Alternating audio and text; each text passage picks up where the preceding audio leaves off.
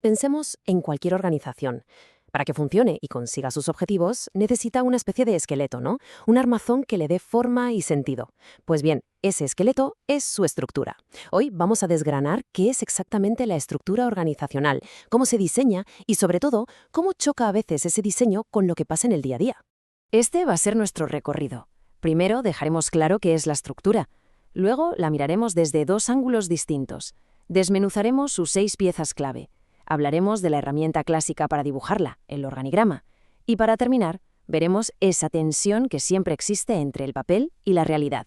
Venga, pues vamos al lío. Empecemos por lo más básico, por definir de qué estamos hablando exactamente cuando decimos estructura. Toda, absolutamente toda organización se enfrenta a esta pregunta. ¿Cómo nos ordenamos para que esto funcione y logremos nuestras metas? La respuesta, precisamente, está en su estructura, que no es más que el marco que pone orden en todo el funcionamiento interno. Si nos vamos a la teoría, gente como Robbins lo define como la forma en que se dividen, agrupan y coordinan las tareas. Gilly lo dice de una forma aún más sencilla. Es básicamente colocar las piezas del puzzle para alcanzar las metas. O sea, en cristiano, poner orden para ser eficaces. Vale, ya sabemos lo que es, pero ¿cómo lo analizamos? Pues hay dos formas de mirarla, dos puntos de vista, que, ojo, se complementan perfectamente. Por un lado, tenemos la mirada vertical, la de toda la vida, la que se fija en la jerarquía. Esta responde a la pregunta de ¿quién manda a quién? Y por otro está la mirada horizontal, que es más de procesos. Se centra en cómo fluye el trabajo entre distintas áreas para llegar a un resultado final. O sea, responde a cómo se hacen las cosas de verdad. Para lo que vamos a ver hoy nos vamos a centrar en esa visión vertical, la más tradicional. Y con esto llegamos al corazón del asunto. Si hemos dicho que la estructura es como un esqueleto, ahora toca ver de qué huesos está hecho. Da igual la organización, sea grande, pequeña, pública o privada. Cualquier estructura se puede desmontar y analizar a través de 6 elementos clave. Estos 6 elementos son los que le dan forma y dictan cómo funciona. El primero, la especialización del trabajo. Esto es ni más ni menos que la clásica división del trabajo. En vez de que una persona haga de todo un poco, se trocean las tareas en partes más pequeñas y se le asigna cada trocito a un especialista. ¿El objetivo? Pues claro, ser mucho más eficientes. Vale, ya tenemos las tareas divididas. ¿Y ahora qué? Pues lo lógico, agruparlas. Y a esto lo llamamos departamentalización. Es simplemente el criterio que usamos para juntar puestos que son parecidos en unidades o áreas de trabajo. Y aquí viene lo interesante, porque se puede agrupar de muchas maneras. Pensemos, por ejemplo, en una universidad. Podríamos agrupar por funciones, la secretaría académica por un lado, la administrativa por otro, o podríamos hacerlo por servicios, es decir, por cada carrera. También por geografía, si hay campus en varias ciudades, o incluso por el tipo de persona a la que se atiende, un área para estudiantes y otra para antiguos alumnos.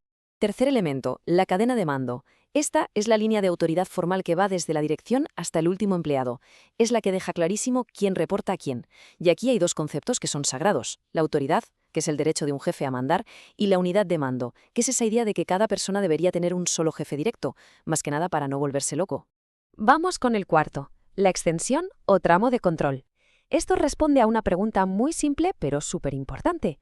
¿A cuánta gente puede supervisar bien una persona? Y ojo, porque esto define la forma de la organización. Si la extensión es pequeña, necesitaremos muchos jefes y muchos niveles. Tendremos una estructura alta, como un rascacielos, que puede ser lenta y cara.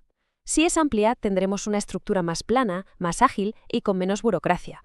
Quinto punto, y este va de poder, la centralización y la descentralización. La pregunta aquí es, ¿dónde se toman las decisiones importantes? Si se toman todas arriba, en la cúpula, hablamos de centralización. Esto da mucho control, pero puede hacer que todo vaya a paso de tortuga.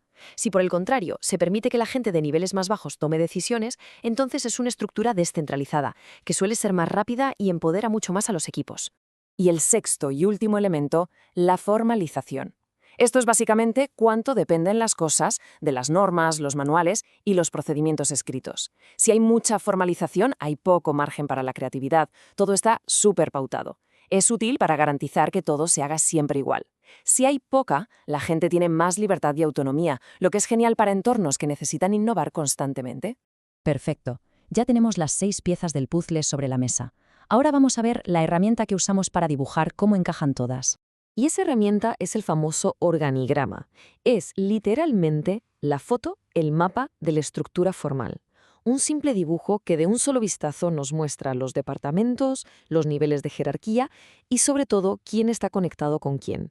La verdad es que un organigrama es súper útil. Te da una visión de conjunto, te ayuda a ubicar a cada persona, a ver los canales oficiales de comunicación. E incluso puede ser un chivato de problemas de diseño, como cuando ves que dos áreas se pisan las funciones o que una línea de mando es un completo lío. Pero, y aquí viene el gran pero, el organigrama no lo es todo. De hecho, tiene unas limitaciones enormes. No te dice cómo se hace el trabajo, es decir, no te enseña los procesos. Tampoco te dice qué se hace exactamente o para quién. Y lo más importante, es completamente ciego a toda la red de relaciones informales, a los cafés, los pasillos, que es donde, seamos sinceros, se resuelven muchísimas cosas. Y justo esa ceguera del organigrama nos lleva de cabeza a la parte final de nuestro análisis, que para mí es la más reveladora de todas. A ver, esta es la idea fundamental. En cualquier organización no hay una, sino dos estructuras que conviven. Por un lado, la formal, la que está en los papeles, la del organigrama. Y por otro, la real, la que de verdad existe, la de cómo se hacen las cosas en el día a día. Y, os lo aseguro, casi nunca son un calco la una de la otra.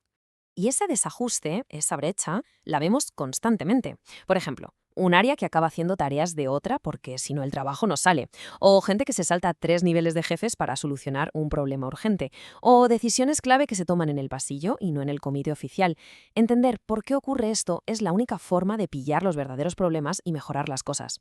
Así que todo esto nos deja con una pregunta final, una para darle vueltas.